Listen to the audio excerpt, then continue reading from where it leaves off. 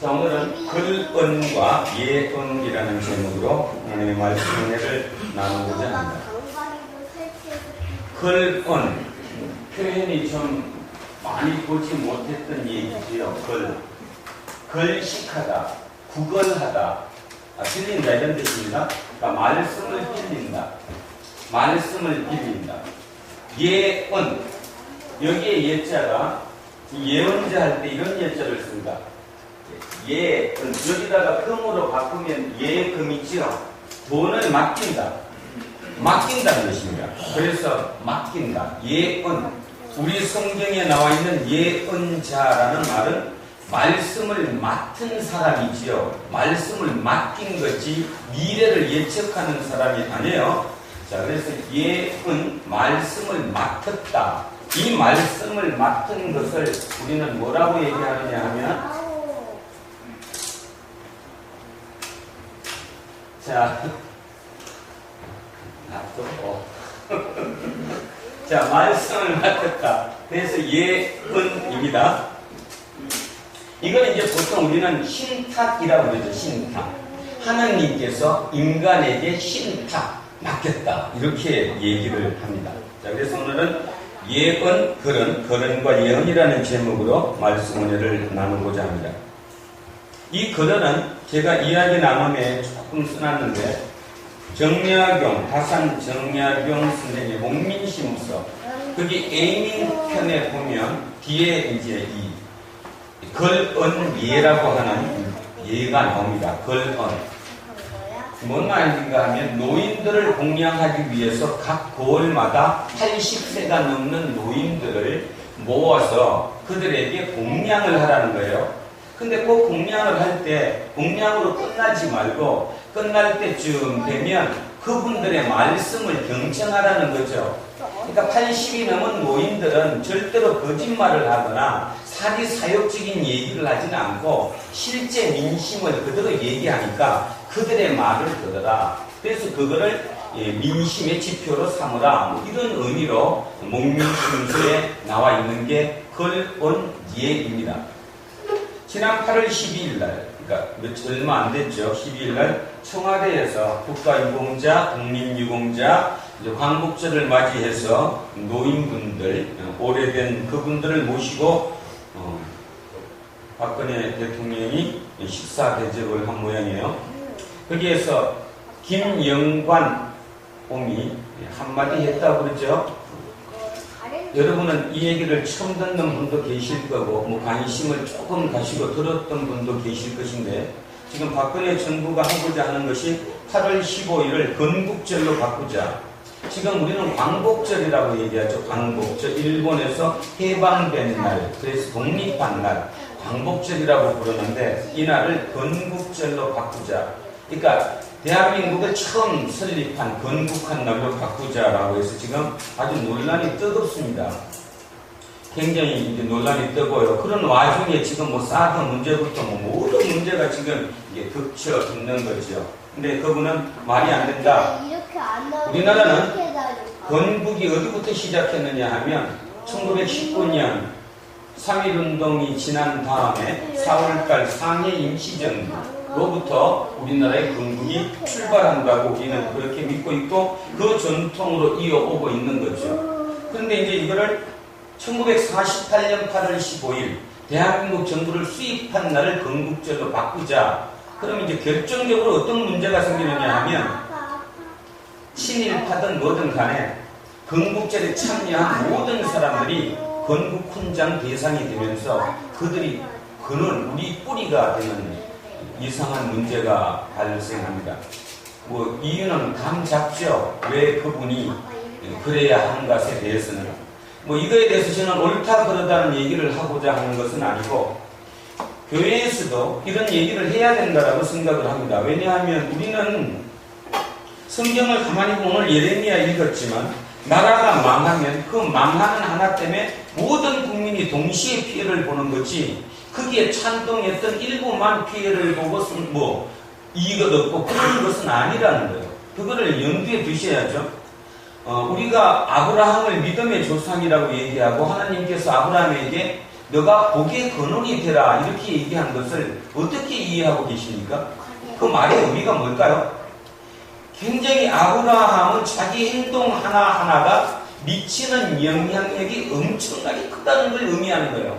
내가 잘하면 나 때문에 주변의 모든 사람이 사는 거고, 내가 잘못하면 그들은 모두를 죽일 수 있다는 거예요. 그게 복의 근원이라는 말의 의미가. 이걸 오해하셔서 뭐 아브라함이 복의 근원이니까 그분 때문에 복 받았다. 아니, 그것이 아니에요. 그러니까 복의 근원이 됐다는 말은 지금 우리도 마찬가지죠. 여러분 스스로 한번 생각해 보십시오. 지금 여러분 때문에 여러분 주변이 복을 받고 있는가, 아니면 여러분 때문에 여러분 주변이 죽고 있는가를 깊이 생각해 보시게 되는 거죠. 우리의 복의 근원이라는 것은 우리는 나 때문에 다른 사람을 같이 안고 가는 거예요. 이런 농담 있잖아요. 여러분 들어보셨잖아요. 부부간에 이제 종교가 틀리면 많이 얘기하잖아요. 그래, 너 열심히 믿어라. 만약에 너 천국 갈 때 내가 너 다리 꼭 잡고 따라갈 거다. 그럼 니 웃었어요? 실제로 그럴 수 있는 거죠. 저는 그럴 수 있다고 생각합니다. 세상에 사는 동안만큼은, 진짜 사는 동안만큼은 내 주변에 누군가 때문에 내가 그걸 보고 살 수 있는 거죠. 충분히. 결국 하나님의 나라라고 하는 것은 뭐냐 하면 우리로부터 내가 내 주변에 복의 통로가 되고 근원이 되어서 나 때문에 그들을 살릴 수 있다면 그것이 하늘나라죠. 지금 그 얘기가 마찬가지입니다. 대한민국이 지금 심각합니다. 그죠? 뭐 심각하다는 얘기에 대해서는 뭐 제가 이렇게 저렇다 얘기를 안 해도 너무너무나 잘 알고 계시는 거고, 그것이 어떤 결론이 맺을 것인가에 대해서 우리는 절대로 알 수가 없다는 것입니다. 다만 안타깝고 안타까운 거, 제가 이제 오늘 이 설교를 하게 된 게, 어제 아침에 뉴스 보셨겠지만 롯데그룹의 이인자로라고 불렀던, 어쩌면 우리 인간으로 따져서, 그러니까 인간입니다. 인간적인 존재로 따져서 가장 성공한 사람이거든요. 따지면 그분은 외국어 대학교 1호 일문과를 나와서 롯데그룹에 취업한 지 2년 만에 상무가 되신 분입니다. 27살. 천재 아닙니까? 평생을 거기서 늙었고요. 얼마나 잘했으면 지금 오너가 아닌데도 불구하고 2인자가 됐습니다. 부회장이. 기계에서 그 롯데그룹 전체를 어찌 보면 그 총괄하는 위치에 있는 분입니다. 그 61고 많지 않잖아요. 뭐 나이 많은 나이가 아니죠, 요즘. 그분이 그렇게 가로수에 넥타이 풀어서 목매 달 거라는 그 생각은 어떻게 생각하십니까? 예전에는 저는 그런 걸 보면, 아, 그래, 뭐 너 열심히 살았다. 근데 뭐 마지막에 그러니까 당연히 그래야지. 저는 뭐 남들하고 조금 틀리게 그 의미가 와 닿았어요. 왜냐하면 제 30대 초반에 저도 일본인 회사에 있었거든요. 일본인들은 그렇게 얘기합니다. 일마다 그 회장이 나한테 오면, 이 차장, 물론 일본말로 하는 거예요. 통역이 중간에 있지만, 당신은 내 집사야. 같이 사는 거예요. 내가 모든 것을 살려주는 거고, 너도 내 모든 관리를 하는 것이기 때문에 다른 거랑 틀려. 내 나이 32살 내한테 550억이 돌아가는 그 회사의 인감도장부터 통장부터 모든 것을 100% 내가 다 맡았습니다. 얼마나 기분이 좋았겠습니까? 진짜 기분 좋았습니다. 그래서 일본인의 개념을 알아요. 그 사람들은 충성을 하게 하고 모든 걸 책임져 준다고 얘기합니다. 아마 그분도 그랬겠죠. 그러니까 뭐 일본인이나 마찬가지인 그분들에게 그 혜택을 받으면서 거기까지 왔을 것이고, 자기 손에서 어쨌든 일부를 마무리하고자 목매에 달아서 죽는 것으로 생을 마감했다는 그 점에 대해서 진짜 눈물 날 정도로 안타깝습니다. 그러면 인생이 뭐냐는 문제가 생기거든요. 도대체 인생이 뭡니까? 삶이 뭐냐고요. 그냥 그렇게 열심히 충정 노릇하면서 살다가 주변에 뭔가 이렇게 하다가 마지막에 그냥 가는 그 것입니까? 그래서 과연 그 가족들은 또 그렇게 그 아버지의 돈 벌어놓은 것 때문에 뭐 풍족하게 행복하게 잘 살고 있을까요? 아닌 것 같더라고요. 지금 뭐 모르긴 몰라도 그냥 이렇게 뒤에 사이드로 들리는 얘기 보면 목매 다는 것은 회사 일도 있었지만 가정사도 같이 포함됐다라고 하는 거 보면 그렇게 만만하지는 않았을 것 같아요. 그렇다면 우리는 우리의 인생, 삶에 대해서 진짜 진지하게 생각해야 되고 그 삶에 대해서 이 하나님의 말씀이 우리에게 뭐를 얘기하는가에 대해서 진정으로 받아들이지 않는다면 우리는 산 게 아니라 죽은 것이나 마찬가지라는 거. 그래서 오늘도 이 얘기를 하고 싶습니다.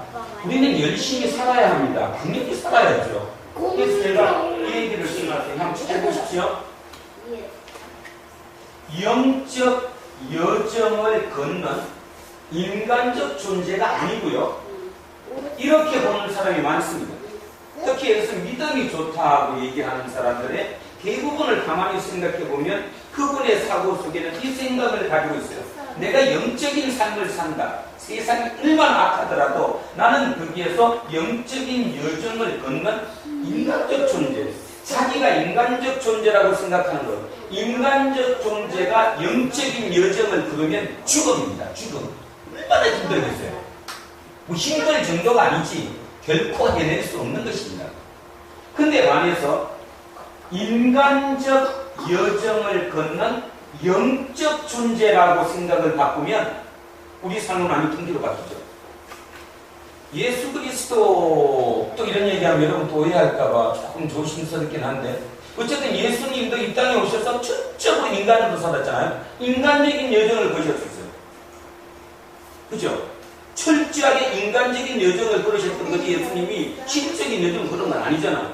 그 인간의 삶을 걸었는데 그분은 무슨 존재였냐면 자기가 영적 존재임을 알았기 때문에 그 고통을 쉽게 통과해서 거기까지 갔다는 거죠. 그래서 저는 딱 세상에 두 종류의 사람만 있다라고 생각합니다. 하나는 인간적인 여정을 걷는 인간적 존재.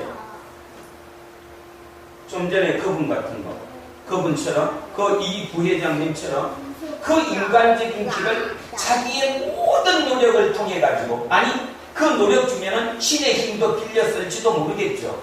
그런 힘을 빌려서 그 길을 성공으로 마치고자 애쓰는 인간적인 존재로 끝났다는 거예요.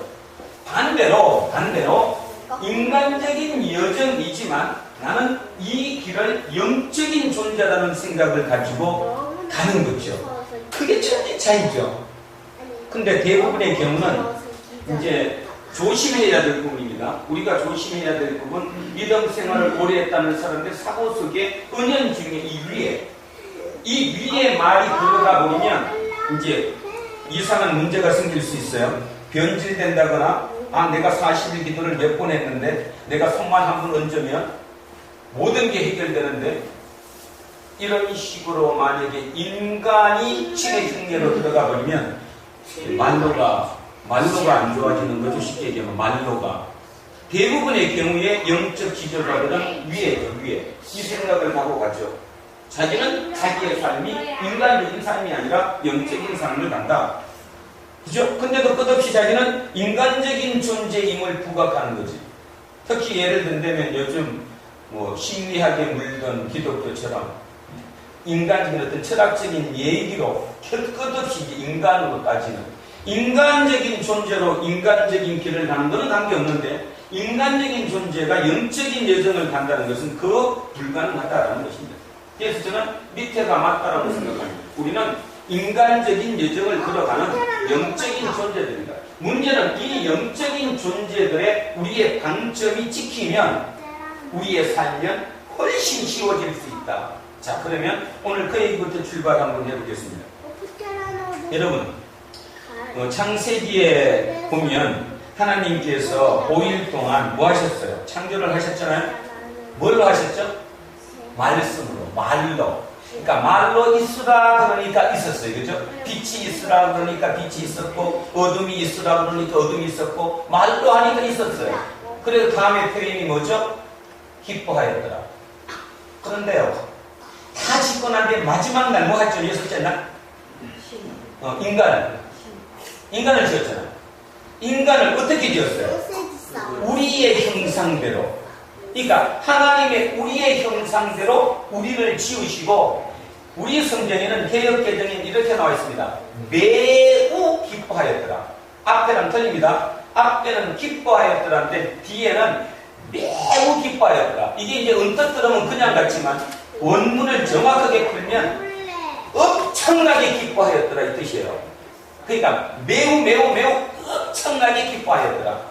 자, 그리고 그 다음에 뭐 하셨어요? 다음날 쉬셨어요. 여기가 저는 이제 키포인트라고 생각합니다. 자, 아니 하루, 이틀, 사흘, 나흘, 닷새 다 만들었어요. 그리고 엿새째 마지막으로 인간을 만들으셨어요. 그리고 난데 인간을 앞에는 그냥 말로 만들었는데 딜로는 말로 만든 게 아니라 하나님의 형상으로 만들었어요. 5일째하고 틀려요. 5일째까지는 다 말로, 말씀으로 모든 걸 만들었는데 여섯 번째 인간을 만들 때는 하나님의 형상, 우리의 형상대로 만들었어요. 틀리죠? 그 다음에 그냥 기뻐한 게 아니라 매우 기뻐하셨어요. 그리고 다음날 쉬셨어요. 자, 여러분 왜 쉬셨을까요? 아니, 여러분 머리로 한번 생각해보세요. 왜 인간까지 만들어 놓고 유기를 만들어 놓으시고 이랬죠? 쉬셨어요? 자, 하나님이 힘드시면 안 되죠. 왜냐면 하나님은 전지전능하신 창조주이신데 창조주시가 힘들 이유는 없는 거죠. 그 말은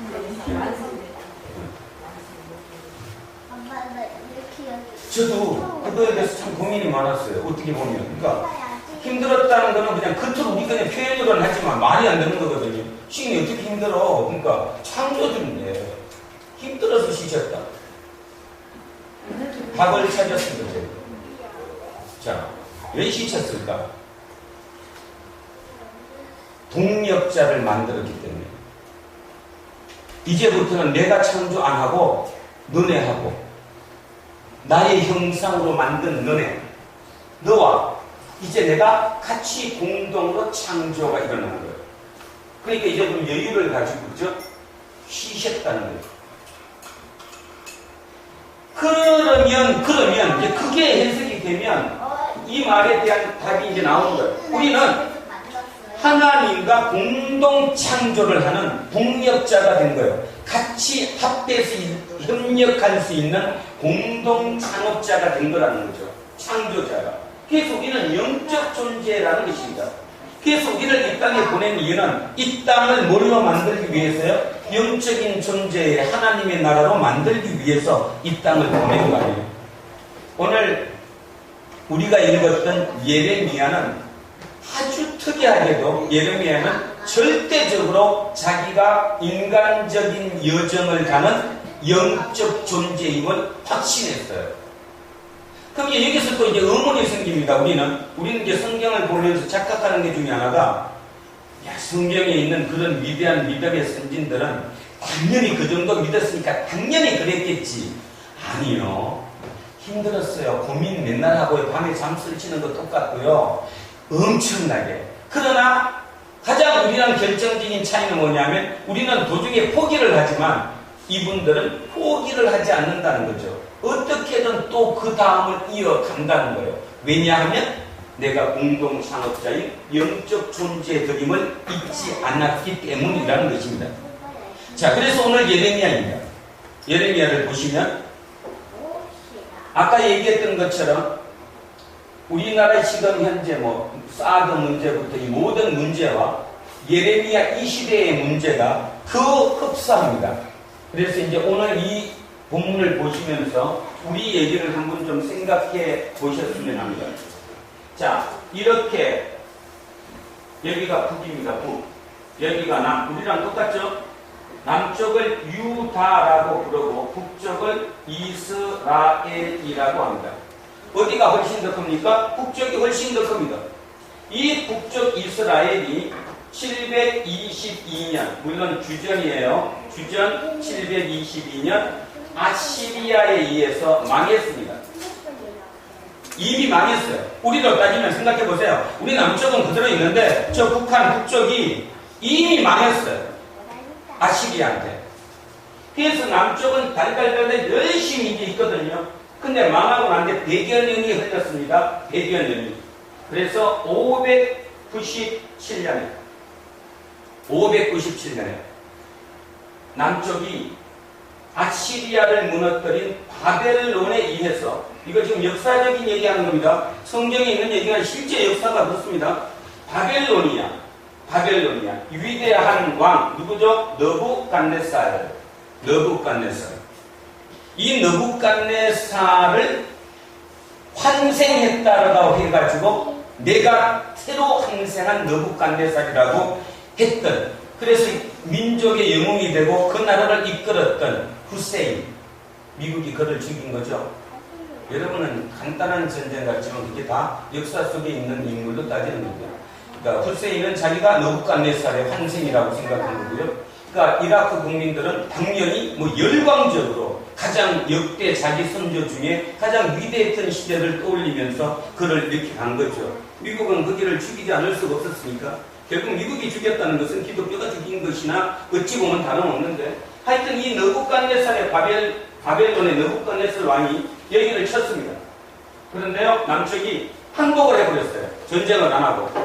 잘못했다고. 597년에 항복을 하니까 어떻게 됩니까? 이제 전쟁은 안 했지만 포로로 귀족들이 잡혀가고 그 다음에 성전에 있는 집기, 진물들을 다 가져가 버린 거예요. 그게 597년이에요. 그래서 일단 나라는 살았어. 이제 항복을 해버렸으니까 10년이 지났습니다. 587년. 요 10년간의 문제, 요게 지금 여러분이 오늘 들어야 할 예레미야의 얘기입니다.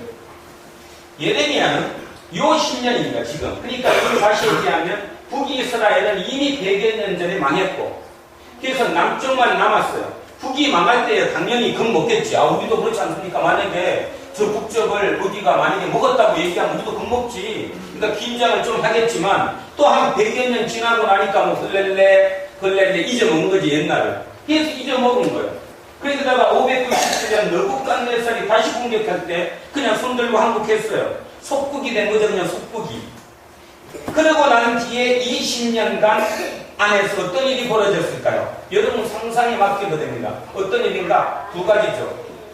우리가 이집트랑 합쳐가지고 대응하자, 싸우자. 이걸 주전파라고 합니다. 주전파. 한쪽은 아니다, 싸우면 죽는다, 싸우면 우리 민족 자체가 다 끝날지 모른다, 화해하고 그냥 항복하고 그냥 가자. 주합합니다. 예레미야는 주합합니다.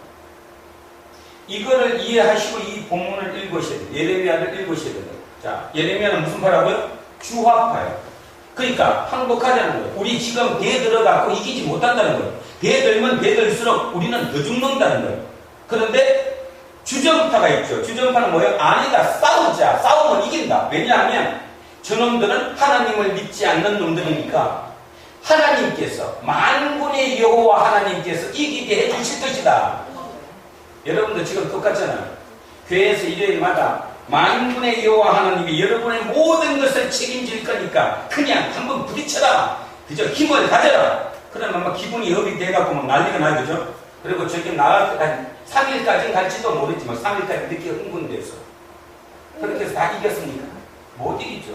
상황에 따라 틀립니다. 상황에 따라. 그런데요, 아이러니하다면 뭐하고, 인간의 공통점이 뭐냐 하면, 인간이 위기가 닥쳤을 때 항상 인간은 어느 쪽으로 쏠리게 되느냐 하면 강경파 쪽으로 가게 돼 있습니다. 지금도 마찬가지입니다. 지금도 박근혜 대통령이 어느 쪽으로 가고 있습니까? 강경파로 가고 있잖아요. 강경파. 그죠? 주전파 쪽으로 가고 있는 거라고요. 북한하고 붙는 거잖아요. 지금 맞대응을 하는 거고 그냥 한번 같이 해보자는 거잖아요. 주전파로 갑니다.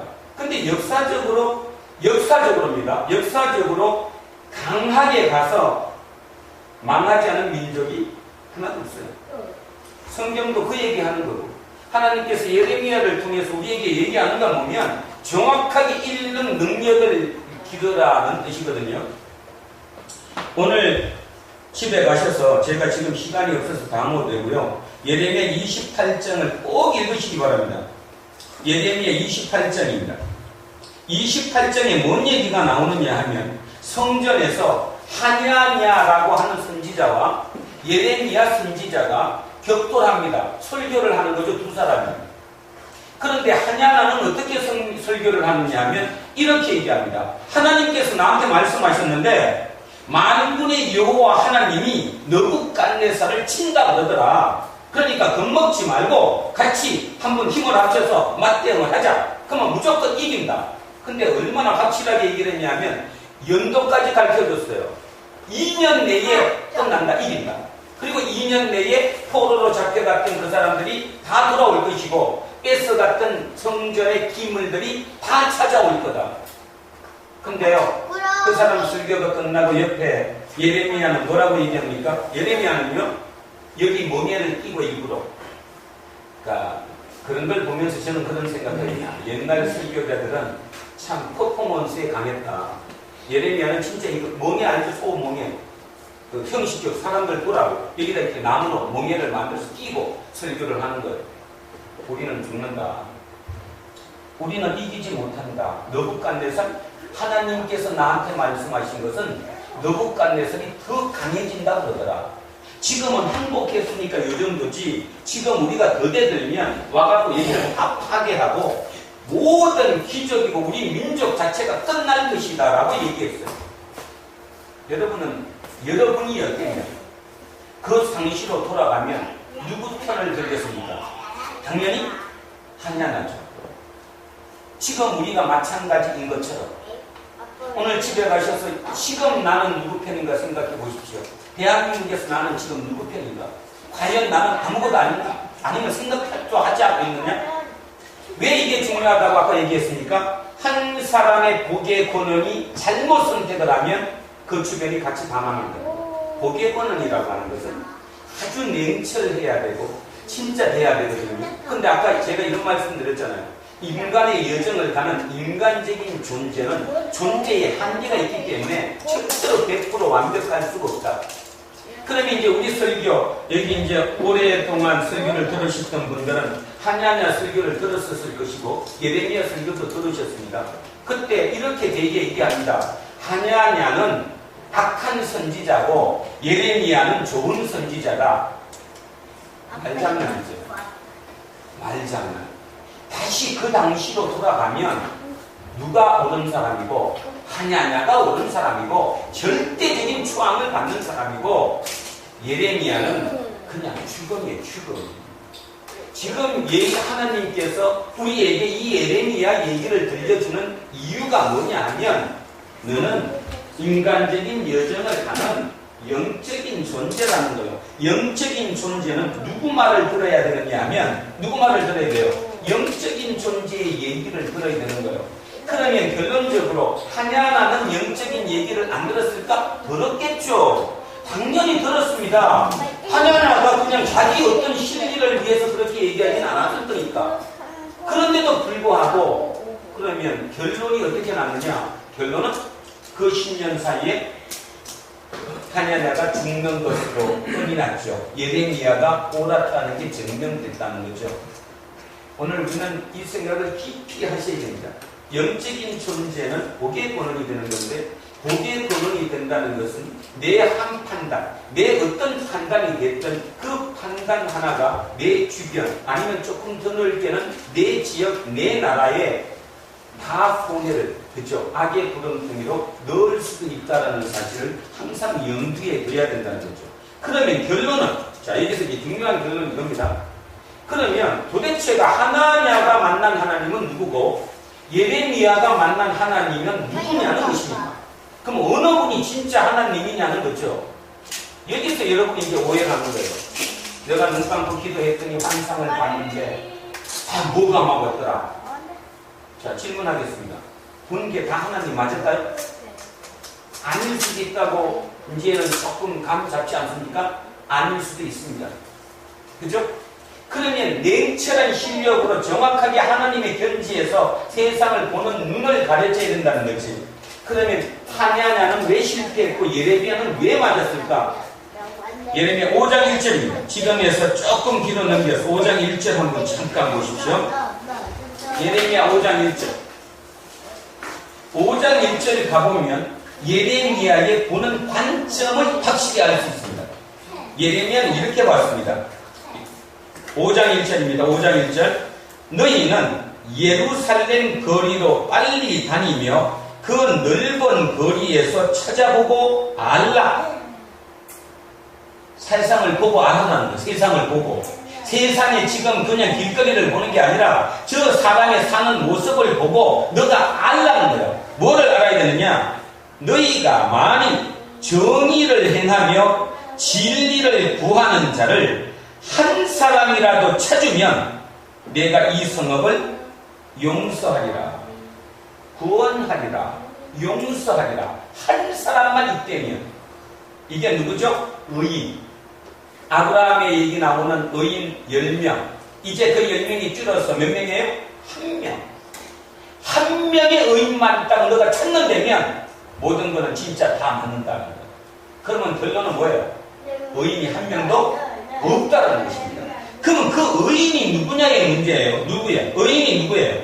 정의를 행하는 사람. 또 한 사람은 진리를 구하는 사람. 딱 두 개예요. 의인이란 정의를 구하는 사람, 공의를 구하는 사람.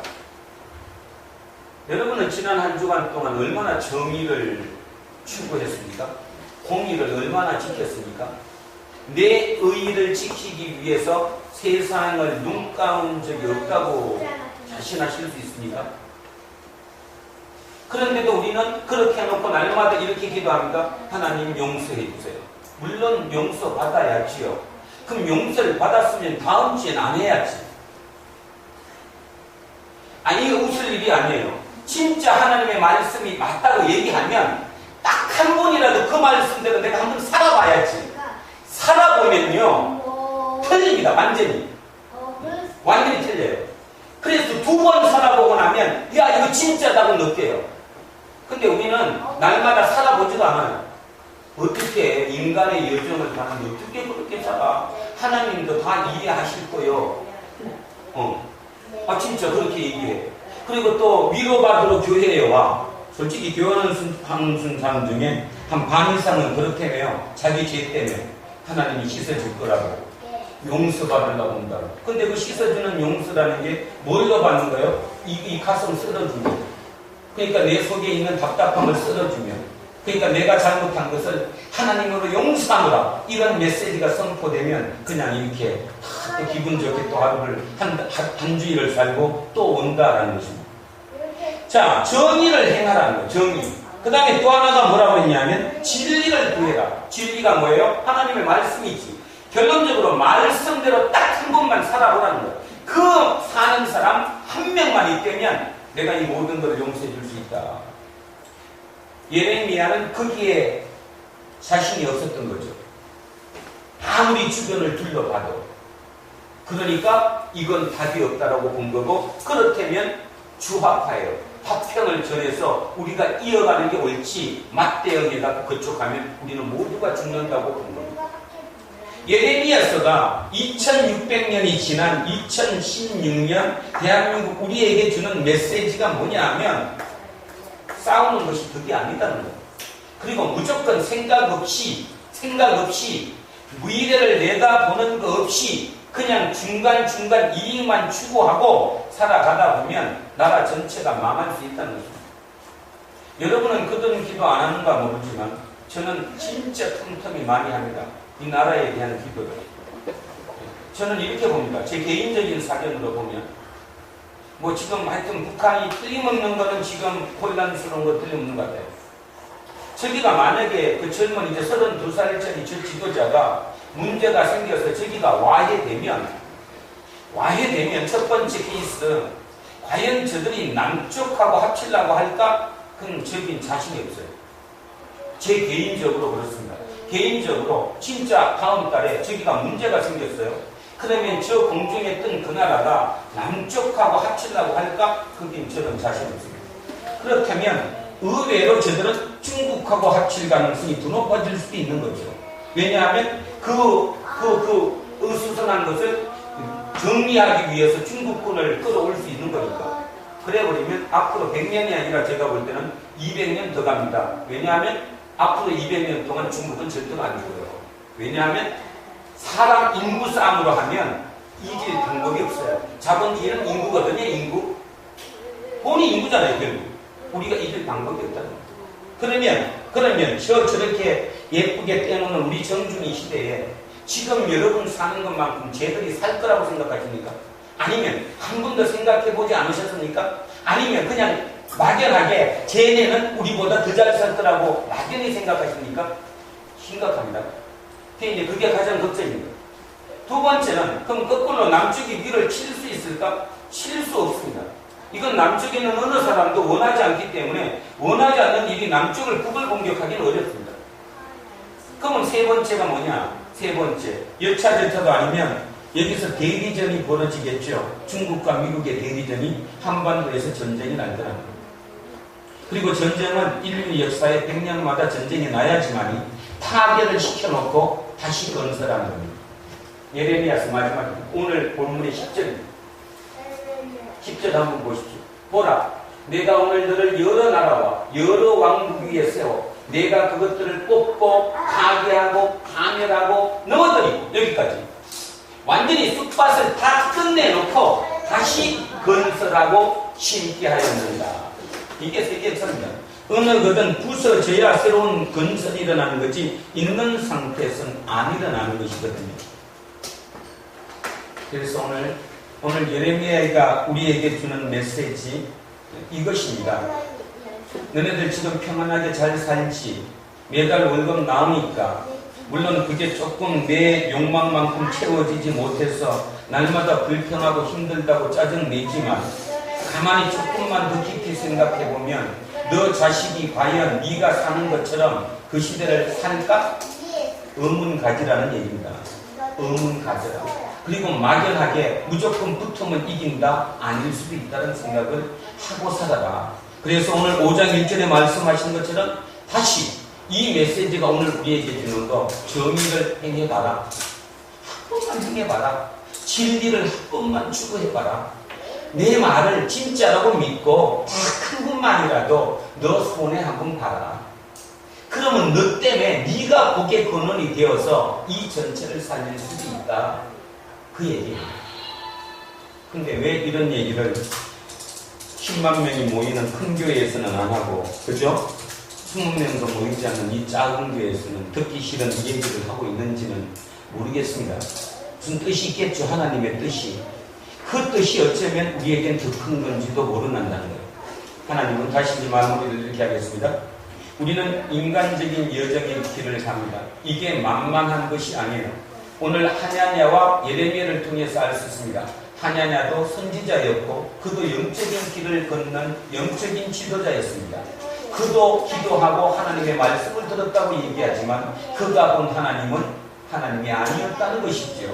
쉽게 말해서 이 얘기는 뭔 뜻인가 하면 똑같은 어떤 사실이나 환상을 보더라도 자기의 시각, 보는 관점에 따라 해석이 틀려진다는 거예요. 그래서 여러분은 꼭 끊임없이 해석하는 것, 내 머릿속에 진리, 하나님의 말씀이 진짜라는 이 생각을 잊지 않고 그걸 해석하고 그 삶의 적용을 한 번만으로도 시키는 그 한 번 때문에 우리 저 정준이가, 그제?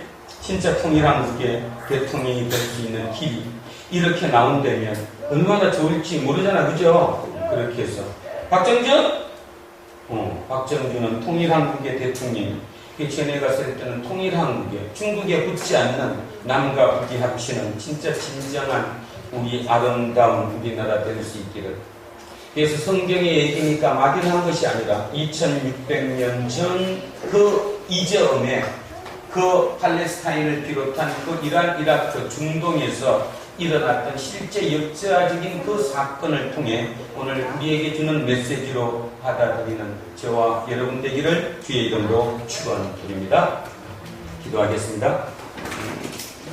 하나님, 확실히 어렵습니다.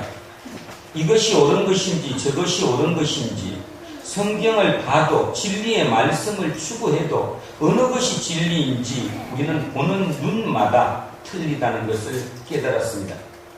날마다 더욱더 깊어지게 하시고 그 하나님의 마음에 더욱더 가까이 다가가는 우리 되게 하옵소서. 그 길은 오직 하나, 내가 인간적인 여정을 걷고 있는 영적 존재라는 사실을 잊지 않는 것입니다. 내가 영적 존재라는 사실을 잊지 않는다는 말의 뜻은 내가 하나님과 동력자로서 이 땅에 새로운 창조를 일으키는 동력 창조자라는 사실이지요. 이 사실을 잊지 않고 내 삶에 적용한다면 나한테 부닥치는 모든 어려움을 통해 나만이 아니라 힘없고 가엾고 능력 없는 그들을 같이 살릴 수 있는 복의 통로가 나를 통해서 이루어진다는 사실입니다. 하나님의 능력은 미약한 나를 통해서 이루어지는 것이지 인간을 통해 이루어지는 것은 아니라는 사실을 잊지 않는 우리 되게 하시고, 날마다 나약한 인간이기 이전에 나는 하나님의 영적인 존재, 하나님의 형상으로 만들어졌다는 사실을 잊지 않는, 그래서 하나님이 나를 만들고 매우 엄청나게 기뻐하셨고 그 이튿날 쉬셨다는 그 사실을 날마다 잊지 않고 살아가는 우리 모두가 되게 하옵소서. 다음 한 주간에 우리의 삶 속에서 벌어지는 선택의 순간순간마다 오직 진리와 공의를 추구할 수 있는 우리 되게 하옵소서. 그래서 그 삶을 기억하고 체험하게 하시고 그 체험으로 말미암아 더욱더 하나님께 가까워지고 진정으로 이 세상의 모든 구조가 하나님 속에서 이루어지고 있음을 깨닫고 알아가는 우리 두란노 공동체 모든 식구들 될 수 있게 하옵소서. 우리의 한 명으로 말미암아 이 세상이 지탱될 수 있다는 그 버팀목이 나라는 사실을 잊지 않는 우리 모두가 되게 하옵소서. 감사드리며 거룩하신 예수 그리스도의 이름으로 기도드립니다. 아멘.